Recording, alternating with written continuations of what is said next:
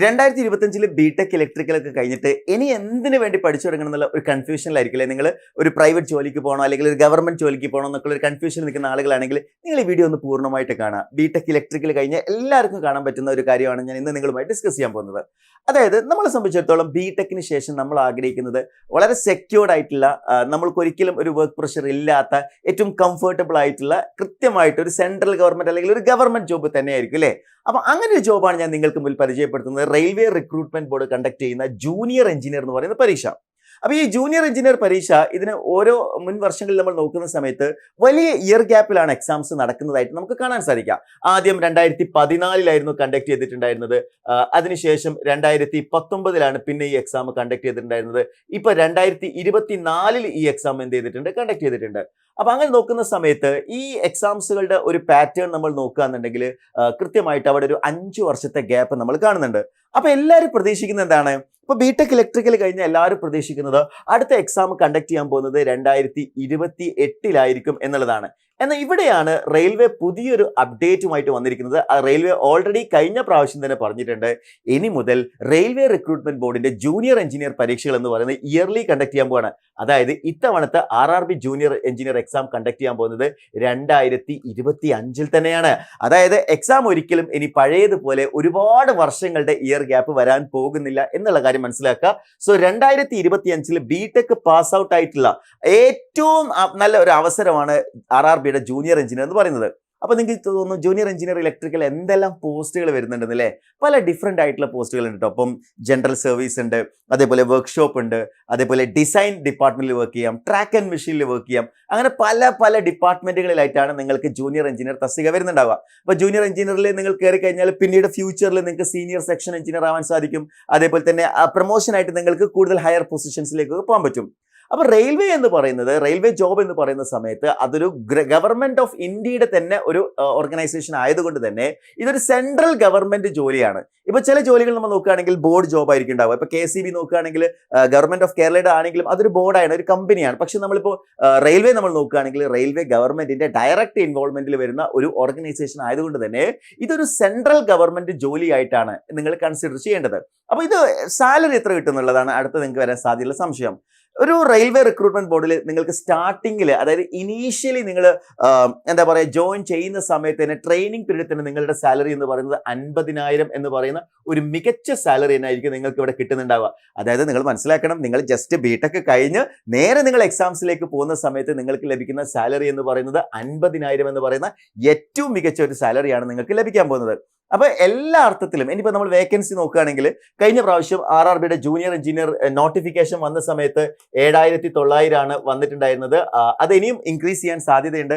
ഇപ്പൊ ഓരോ തവണ എന്ത് ചെയ്യാറുണ്ട്, വേക്കൻസീസ് അപ്ഡേറ്റ് ആയിട്ട് വരാറുണ്ട്. അപ്പൊ ഇത്തവണയും നമുക്ക് ഹ്യൂജ് നമ്പർ ഓഫ് വേക്കൻസീസ് പ്രതീക്ഷിക്കാം. അങ്ങനെ പറയാനുള്ള ഒരു പ്രധാന കാരണം എന്ന് പറയുന്നത് റെയിൽവേയുടെ ഇൻഫ്രാസ്ട്രക്ചർ ഡെവലപ്മെന്റ് നമ്മൾ പ്രതീക്ഷിക്കുന്നതിൽ വേഗത്തിലാണ് നിങ്ങൾക്ക് എന്ത് ചെയ്യുന്നത്, ഇന്ത്യയുടെ പല ഭാഗങ്ങളിൽ നടന്നുകൊണ്ടിരിക്കുന്നത്. അപ്പൊ വരും വർഷങ്ങളിൽ ഒരുപാട് പുതിയ ട്രെയിനുകളും അതേപോലെ തന്നെ ആ ഒരു ഇൻഫ്രാസ്ട്രക്ചർ ഡെവലപ്മെന്റ് ഉള്ളത് കൊണ്ട് തന്നെ അടുത്ത വർഷവും മികച്ച വേക്കൻസി എന്നാണ് RRB ജൂനിയർ എഞ്ചിനീയറിൽ നമ്മൾ പ്രതീക്ഷിക്കേണ്ടത്. അപ്പൊ നമ്മൾ പഠിച്ചിറങ്ങി അല്ലേ, നമ്മൾ ബിടെക് ഒക്കെ പഠിച്ചിറങ്ങി, എല്ലാവരുടെ അടുത്തും നമ്മൾ ക്വസ്റ്റ്യൻസുകളൊക്കെ ചോദ്യങ്ങൾ നേരിട്ട് കൊണ്ടിരിക്കുന്ന ഒരു സമയമാണ് ജോലി ആയില്ലേ എന്നുള്ളത്. അപ്പൊ നമ്മൾ പെട്ടെന്ന് വേണമെങ്കിൽ നമുക്ക് സെറ്റിൽ ചെയ്യാൻ ഒരു ഷോർട്ട് കട്ട് എന്നുള്ള നിലയിൽ നമുക്ക് വേണമെങ്കിൽ ഒരു പ്രൈവറ്റ് സെക്ടർ ജോബ് ചെയ്യാവുന്നതാണ്. ഒരു ചെറിയ ജോബിൽ നമുക്ക് വേണമെങ്കിൽ സെറ്റിൽ ചെയ്യാം. പക്ഷേ നിങ്ങൾ ആഗ്രഹിക്കുന്നത് ലൈഫ് ലോങ് സെറ്റിൽഡ് ആവാൻ പറ്റിയ ഒരു മികച്ച ഓപ്പർച്യൂണിറ്റി ആണെങ്കിൽ അവിടെയാണ് റെയിൽവേ റിക്രൂട്ട്മെന്റ് ബോർഡിന്റെ ജൂനിയർ എഞ്ചിനീയർ എക്സാം നിങ്ങളെ ഹെൽപ്പ് ചെയ്യുന്നത്. അപ്പൊ ഈ ജൂനിയർ എഞ്ചിനീയർ എക്സാം എന്ന് പറയുമ്പോൾ ഒരുപാട് ഡിഫിക്കൽട്ട് ആയിട്ടുള്ള ഒരു എക്സാം ആണെന്ന് ചോദിച്ചാൽ അല്ല എന്നാണ് അതിന്റെ ആൻസർ. കാരണം ഒരുപാട് ഡിഫിക്കൽട്ട് ആയിട്ടുള്ള ഗേറ്റ് എക്സാം ഉണ്ട്, ഇന്ത്യൻ എഞ്ചിനീയറിംഗ് സർവീസിന്റെ എക്സാം ഉണ്ട്. അതുപോലെ ഒരു എക്സാമേ ആയിരിക്കില്ല RRB ജൂനിയർ എഞ്ചിനീയർ. കൃത്യമായിട്ടുള്ള സ്റ്റഡി പ്ലാനോട് കൂടി ഏറ്റവും മികച്ച രീതിയിൽ പഠിക്കുകയാണെങ്കിൽ അടുത്തൊരു 6 മാസം നിങ്ങൾ ഇതിനു വേണ്ടി ഒരു 6 മന്ത് ഇതിനു വേണ്ടി എഫേർട്ട് എടുത്ത് പഠിക്കാൻ നിങ്ങൾ തയ്യാറാണോ? നിങ്ങൾക്ക് ഈ ജോബ് ഷുവറാണ്. ഞാൻ ഇതേ എക്സാമിന് വേണ്ടിയിട്ട് 2019 ഒരു 6 മാസമാണ് ഈ എക്സാമിന്റെ പ്രിപ്പറേഷന് വേണ്ടി തയ്യാറെടുത്തിട്ടുള്ളത്. എനിക്ക് ഈ എക്സാം ക്രാക്ക് ചെയ്യാൻ പറ്റിയിട്ടുണ്ടെങ്കിൽ നിങ്ങളെ കൊണ്ടും ഈ എക്സാം ക്രാക്ക് ചെയ്യാൻ പറ്റും. അതായത് നിങ്ങളെ സംബന്ധിച്ചിടത്തോളം നിങ്ങൾക്ക് മുന്നിൽ വരാൻ പോകുന്ന ആദ്യത്തെ ഓപ്പർച്യൂണിറ്റിയാണ്. ഇനിയും ഒരുപാട് ഓപ്പർച്യൂണിറ്റീസ് വരും കേട്ടോ. റെയിൽവേ മാത്രമൊന്നുമല്ല, സ്റ്റാഫ് സെലക്ഷൻ കമ്മീഷന്റെ ജൂനിയർ എഞ്ചിനീയർ പരീക്ഷയുണ്ട്. ഇപ്പോൾ സ്റ്റാഫ് സെലക്ഷൻ കമ്മീഷന്റെ ജൂനിയർ എഞ്ചിനീയറിന്റെ പരീക്ഷ നോക്കുകയാണെങ്കിൽ ഇതുമായിട്ട് സിമിലർ ആയിട്ടുള്ള എക്സാം ആണ്. RRBയുടെ ജൂനിയർ എഞ്ചിനീയർ എക്സാമുമായിട്ട് സിമിലർ ആയിട്ട് വരുന്ന മറ്റൊരു എക്സാമാണ് സ്റ്റാഫ് സെലക്ഷൻ കമ്മീഷന്റെ ജൂനിയർ എഞ്ചിനീയർ. ഇതും 2025 കൺഫേം ആണ്. അപ്പൊ ഞാനിപ്പോ പറയാൻ പോകുന്ന ഈ രണ്ട് പരീക്ഷകൾ ഉണ്ടല്ലോ, RRBയുടെ ജൂനിയർ എഞ്ചിനീയർ ആണെങ്കിലും സ്റ്റാഫ് സെലക്ഷൻ കമ്മീഷന്റെ ജൂനിയർ എഞ്ചിനീയർ ആണെങ്കിലും ഈ രണ്ട് എക്സാംസുകളും 2025 കൺഫേം ആണ്. എക്സാം കലണ്ടർ വന്നിട്ടുണ്ട്. ഇത് ഞാൻ ഒരിക്കലും എന്താ പറയുന്നത്, ഇതൊരു പ്രഡിക്ഷൻ ഒന്നുമല്ല. കൃത്യമായിട്ട് റെയിൽവേ കഴിഞ്ഞ പ്രാവശ്യത്തെ അവരുടെ നോട്ടിഫിക്കേഷനിൽ സ്പെസിഫിക് ആയിട്ട് പറഞ്ഞിട്ടുണ്ട് ഈ പറഞ്ഞിരിക്കുന്ന 2025 റെയിൽവേയുടെ എക്സാംസുകൾ റിപ്പീറ്റ് ചെയ്യുന്നുള്ളത്. അതിൽ ഏറ്റവും വലിയ മികച്ച എക്സാമ്പിൾ എന്ന് പറയുന്നത് അസിസ്റ്റന്റ് ലോക്കോ പൈലറ്റ് എക്സാം ആണ്. അതിന്റെ CBT 2 കഴിഞ്ഞ് സൈക്കോമെട്രിക് ടെസ്റ്റ് പോലും കഴിഞ്ഞില്ല. അതിനു മുന്നേ തന്നെ എന്ത് ചെയ്തിട്ടുണ്ട്, പുതിയ നോട്ടിഫിക്കേഷൻ വന്നിട്ടുണ്ട്.